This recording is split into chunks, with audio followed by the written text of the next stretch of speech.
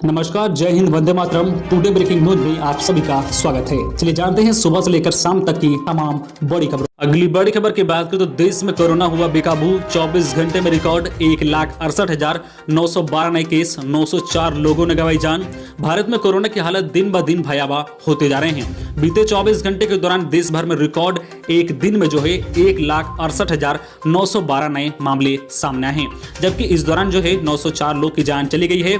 यह जो है अब तक एक दिन में संक्रमितों और मरने वालों का सबसे बड़ा आंकड़ा है। केंद्रीय गृह मंत्रालय के आंकड़ों के मुताबिक बीते 24 घंटे में 75,086 डिस्चार्ज हुए हैं। अब तक देश में जो है कोरोना के कुल मरीजों का जो है आंकड़ा है 1,35,27,717 पर पहुंच गया है। वही जो है 12,01,009 एक्टिव केस बचे हैं, यानी इतने मरीजों का इलाज चल रहा है।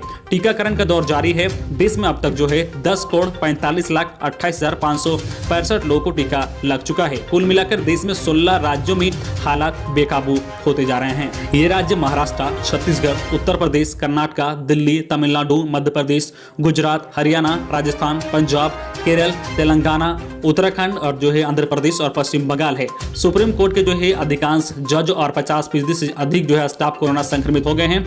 इसे देखते हुए जो है अब जज अपने घरों से सुनवाई करेंगे। अगली बड़ी खबर की बात करें तो देश में फिर लॉकडाउन। 14 अप्रैल को राज्यपाल संग बैठक करेंगे पीएम मोदी। देश में कोरोना वायरस ने एक बार फिर से रफ्तार पकड़ ली है। पिछले 24 घंटे में संक्रमण के अब तक के सर्वाधिक 1,68,912 नए मामले सामने आने के बाद संक्रमितों की अब कुल संख्या बढ़कर 1,35,27,717 हो गई है। इसके बाद लोगों को फिर से लॉकडाउन का डर सताने लगा है। हालात को देखते हुए प्रधानमंत्री नरेंद्र मोदी 14 अप्रैल को राज्यपाल संग बैठक करेंगे और लॉकडाउन लगाने पर विचार करेंगे। यह बैठक बुधवार को शाम 6:30 बजे होगी। इससे पहले जो है पीएम मोदी ने गुरुवार को 8 अप्रैल को सभी राज्यों और केंद्र शासित प्रदेशों के मुख्यमंत्री के साथ वर्चुअल बैठक की थी। बैठक में देश में जो है कोरोना महामारी की स्थिति की समीक्षा और संक्रमण को जो है फैलने से रोकने के लिए रणनीति पर चर्चा की गई थी। अगली बड़ी खबर की बात करें तो ऑनलाइन ट्रांजैक्शन करने वालों के लिए बड़ी खबर। रविवार को 14 घंटे के लिए काम नहीं करेगा आरटीजीएस। भारतीय रिजर्व बैंक ने सोमवार को बताया है कि जो है real time gross settlement RTGS सुविधा 18 अप्रैल यानी रविवार को कम से कम 14 घंटे तक काम नहीं करेगा। आरटीजीएस के जो है तकनीकी सुधार एवं बेहतर ट्रांजैक्शन के लिए ऐसा किया जा रहा है। ऐसे में ग्राहक अपने जो है जरूरी काम पहले से निपटा ले। इस सिलसिले में जो है आरबीआई की ओर से लिखित अधिसूचना जारी की गई है। आरबीआई ने कहा है कि जो है सदस्य बैंक अपने ग्राहकों को भुगतान संचालन की योजना के लिए सूचित कर सकते हैं और आरटीजीएस सदस्य सिस्टम प्रसारण के जो है माध्यम से जो है इवेंट अपडेट प्राप्त कर सकते हैं। वही जो है एनईएफटी सिस्टम जो है सामान्य रूप से चालू रहेगी। अभी तक केवल बैंकों को जो है आरटीजीएस और जो है एनईएफटी भुगतान सुविधाओं का उपयोग करने की अनुमति थी। अगली बड़ी खबर की बात करें तो कोविड लहर। 2 घंटे से कम समय वाली फ्लाइट में भोजन नहीं, 15 अप्रैल से लागू। जाने पूरा मामला। कोरोना वायरस महामारी के बढ़ते मामलों के बीच नगर विमान मंत्रालय ने अहम फैसला लिया है। नगर विमान मंत्रालय ने सोमवार को कहा है कि देश में कोरोना वायरस के मामले लगातार बढ़ने के बीच उन एयरलाइंसों को उड़ान के दौरान भोजन उपलब्ध कराने की अनुमति नहीं होगी जिनकी यात्रा मात्र अवधि 2 घंटे से कम है। मंत्रालय ने अपने आदेश में कहा है कि यह प्रतिबंध बृहस्पतिवार से प्रभावी होगा। पिछले साल कोरोना वायरस लॉकडाउन के बाद जब 25 मई से घरेलू उड़ान सेवाएं शुरू की गई थी, तब मंत्रालय ने कुछ शर्तों के साथ तमाम विमानों के भीतर भोजन उपलब्ध कराने की जो है एयरलाइंसों को अनुमति दी थी। पूर्व के आदेश में सुधार करते हुए मंत्रालय ने नया आदेश जारी किया है। घरेलू क्षेत्र में विमानों का परिचालन कर रही एयरलाइंस कंपनियां उड़ान के दौरान भोजन उपलब्ध करा सकती है जहां विमान का सफर 2 घंटे से अधिक हो और कम वाले सफर में भोजन की अनुमति नहीं होगी। अगली बड़ी खबर की बात करें मौसम अपडेट को लेकर तो मध्य प्रदेश, छत्तीसगढ़, बंगाल समेत इन राज्यों में हो सकती है तेज बारिश। जाने दिल्ली, बिहार और यूपी का हाल। देश भर में लोग गर्मी से बेहाल है। मध्य और उत्तर भारत के कई हिस्सों में लू अपना प्रकोप दिखाने लगी है। इसी बीच भारत मौसम विज्ञान विभाग ने मध्य प्रदेश, छत्तीसगढ़, पश्चिम बंगाल और उड़ीसा समेत कई राज्यों में तेज बारिश का अलर्ट जारी किया है।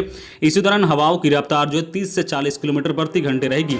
आईएमडी के मुताबिक पश्चिम हिमाचल क्षेत्र में पश्चिम विक्षोभ उत्पन्न हो रहा है। यह पश्चिम विक्षोभ जो है 14 से 17 अप्रैल के बीच रहेगा। मौसम विभाग के मुताबिक आगामी जो है 4 से 5 दिन जो है मध्य प्रदेश, महाराष्ट्र, तेलंगाना, छत्तीसगढ़, पश्चिम बंगाल और उड़ीसा के जो है अधिकांश हिस्सों में आंधी तूफान के साथ जो है तेज बारिश होने की संभावना है। इस दौरान हवाओं की रफ्तार 30 से 40 किलोमीटर प्रति घंटा रहेगी। झारखंड में भी अगले 2 दिन में जो बारिश होने की संभावना है। इसी के साथ ही जो दक्षिण में स्थित तमिलनाडु, केरल, माही और कर्नाटक के तटीय क्षेत्रों में बारिश की संभावना है। वही जो पश्चिम जो है राजस्थान के कई हिस्सों में 14 और 15 अप्रैल को धूल भरी आंधी और बारिश की संभावना जताई जा रही है। अगली बड़ी खबर की बात करें तो महाराष्ट्र में कोरोना 10वीं और 12वीं की परीक्षा स्थगित। 24 घंटे में 63,000 से ज्यादा केस आने के बाद सरकार बोली युवाओं का स्वास्थ्य अहम। महाराष्ट्र में 24 घंटे के भीतर 63,000 से ज्यादा मामले सामने आए हैं। ये आंकड़े किसी भी देश में एक दिन में आए केसों से ज्यादा है। इसके बाद महाराष्ट्र सरकार ने 10वीं और 12वीं की परीक्षाएं स्थगित कर दी है। शिक्षा मंत्री वर्षा जो है गायकवाड़ ने कहा है कि 12वीं के एग्जाम मई अंत तक और 10वीं की परीक्षाएं जून में होगी। उन्होंने कहा कि छात्रों का स्वास्थ्य हमारे लिए अहम है। राज्य में जो है पिछले 24 घंटे में 63,294 नए मामले सामने आए हैं। पिछले 24 घंटे में दुनिया में कहीं भी इतने केस नहीं दर्ज हुए हैं। अमेरिका, फ्रांस और ब्राजील जैसे देश भी अब महाराष्ट्र से पीछे हो गए हैं। कोरोना की यह रफ्तार तब है जब राज्य में शनिवार रविवार 2 दिन का जो है वीकेंड लॉकडाउन था। जो है वर्ल्ड जो है मीटर के मुताबिक नए केस में जो है मामले में महाराष्ट्र दुनिया में पहले नंबर पर पहुंच चुका है। महाराष्ट्र ने अमेरिका, फ्रांस और ब्राजील को भी पीछे छोड़ दिया है। अगली बड़ी खबर की बात करें तो कोरोना के बिगड़ते हालत पर केजरीवाल की समीक्षा बैठक। अस्पतालों में बेड बढ़ाने के दिए निर्देश। दिल्ली के मुख्यमंत्री अरविंद केजरीवाल ने सोमवार दोपहर एक बैठक कर राष्ट्रीय राजधानी में कोविड-19 की स्थिति की समीक्षा बैठक की। इस दौरान उन्होंने निर्देश दिए हैं कि अस्पतालों में बेड की संख्या बढ़ाई जाए। साथ ही यह भी निर्णय लिया गया है कि कई जो है सरकारी और निजी अस्पतालों को एक बार फिर से पूरी तरह से जो है कोविड अस्पताल बनाया जाए। महामारी की शुरुआत के बाद से पहली बार दिल्ली में पिछले 24 घंटे में कोविड-19 के रोजाना के मामले 10,000 की संख्या को पार कर गए हैं। मुख्यमंत्री ने स्थिति को बेहद गंभीर बताया है और लोगों से जरूरत पड़ने पर ही जो है घर से बाहर निकलने की अपील की है।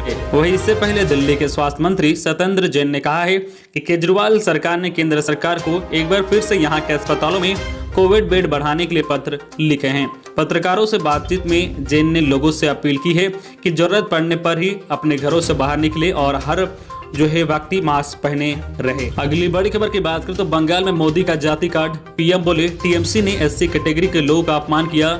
ममता का जवाब, बोलते समय सीमा लांघने वाला ऐसा पीएम नहीं देखा।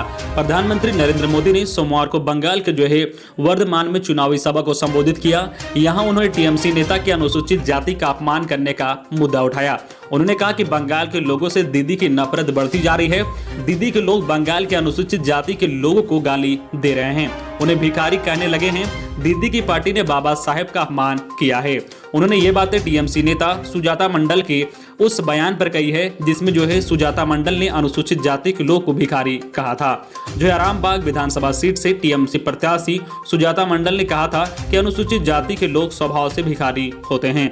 बंगाल में ममता बनर्जी ने उनके लिए जो है कितना कुछ किया है, लेकिन फिर भी कुछ पैसों के लिए बीजेपी का साथ दे रहे हैं। इसके जवाब में ममता बनर्जी का भी बयान सामने आया है। उन्होंने बंगाल में दमदम में कहा कि वे शर्मिंदा हैं। उन्होंने आज तक ऐसा पीएम नहीं देखा जो बोलते समय सीमा लांघ देते हैं। उन्होंने कहा कि मैंने सभी धर्मों के लोगों के लिए काम किया है, मैंने सब कुछ किया, बस एक काम बचा है, वो ये है कि बीजेपी हटाओ, देश बचाओ।